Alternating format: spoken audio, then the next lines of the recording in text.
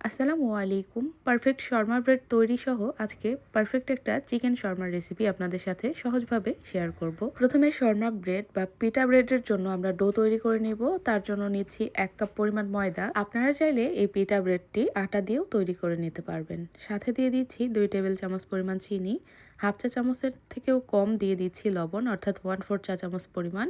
তারপরে দিচ্ছি 1 চা চামচ পরিমাণ ইস্ট। এখন সর্বশেষ দিয়ে দিচ্ছি 1 টেবিল চামচ পরিমাণ সয়াবিন তেল।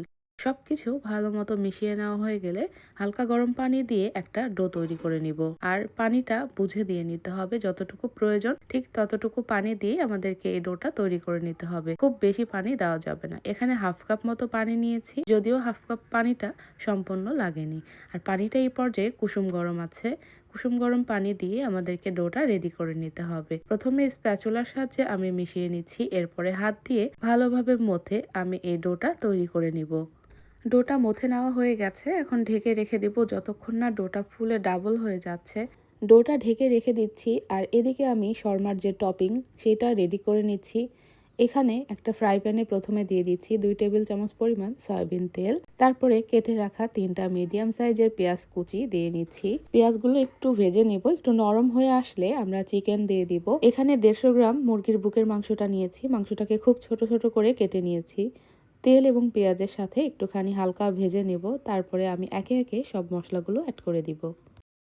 এখানে আমি দিয়ে নিচ্ছি হাফ চা চামচ পরিমাণ লবণ। যেহেতু সয়া সস ব্যবহার করব সেজন্য লবণটা বুঝে দিয়ে নিতে হবে।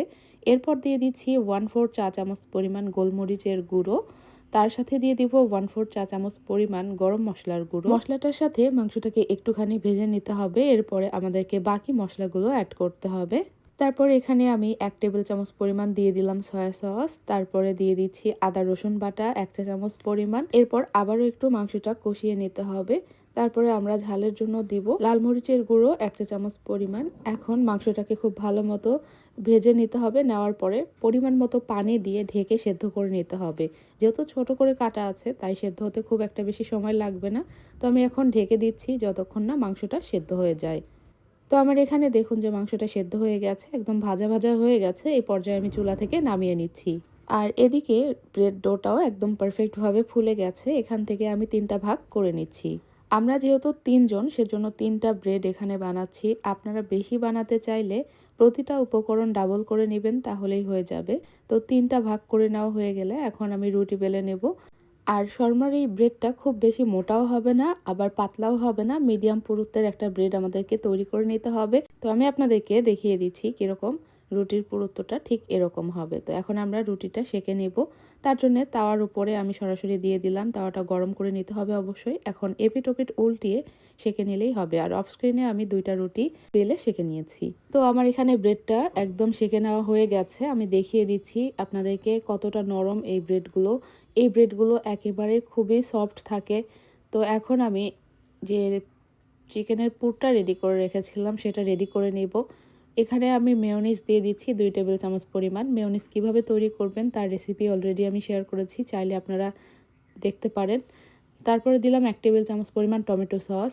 সব কিছু একসাথে মিশিয়ে নিতে হবে। তারপরে কেটে রাখা গাজর এবং শসা কুচি দিয়ে দিচ্ছি। আপনারা এখানে কাঁচা পেঁয়াজটাও দিতে পারেন। তো সারাদিন রোজা রেখে কাঁচা পেঁয়াজটা আমি আর দেইনি। রোজা রাখার পর কাঁচা পেঁয়াজ খেতে ভালো লাগে না। তো যাই হোক, সবকিছু মাখিয়ে নেওয়া হয়ে গেছে। আমাদের এই শর্মার টপিংটা একদম রেডি। এখন আমি রুটির মধ্যে আবারও একটু মেয়োনিজ লাগিয়ে নিচ্ছি। আর এখন যে মেয়োনিজটা আমি ব্যবহার করছি এটা হচ্ছে ভাজা ডিমের মেয়োনিজ। এই মেয়োনিজের রেসিপিটাও আমার চ্যানেলে আপনারা পেয়ে যাবেন। 3টা ব্রেডের মধ্যে আমার মেয়োনিজ লাগিয়ে নেওয়া হয়ে গেছে। এখন চিকেনের যে টপিংটা রেডি করে রেখেছিলাম সেটা মাঝ বরাবর দিয়ে দিচ্ছি। এরপর 2 দিক থেকে ফোল্ড করে টুথপিক গেঁথে নিলে আমাদের শর্মাটা রেডি হয়ে যাবে। আপনারা চাইলে রুটির নিচে ফয়েল পেপার বা বেকিং পেপার দিয়ে তারপরে ফোল্ড করে নিতে পারেন, সেভাবেও হবে। তবে যেহেতু বাসায় খাওয়ার জন্য ওই জন্য আর ওইভাবে করলাম না, সরাসরি টুথপিক দিয়ে আমি গেঁথে নিচ্ছি। যদি ডেলিভারি করার হয়ে থাকে সেক্ষেত্রে আপনারা বেকিং পেপার বা ফয়েল পেপার দিয়ে ফোল্ড করে নেবেন। তো এই তো আমার শর্মার ফাইনাল আউটকাম। আশা করছি রেসিপিটি আপনাদের ভালো লেগেছে। সবাই অনেক বেশি ভালো থাকবেন, সুস্থ থাকবেন। আজকের মতো ভিডিওটি এখানেই শেষ করছি। কথা হবে পরবর্তী ভিডিওতে। আল্লাহ হাফেজ।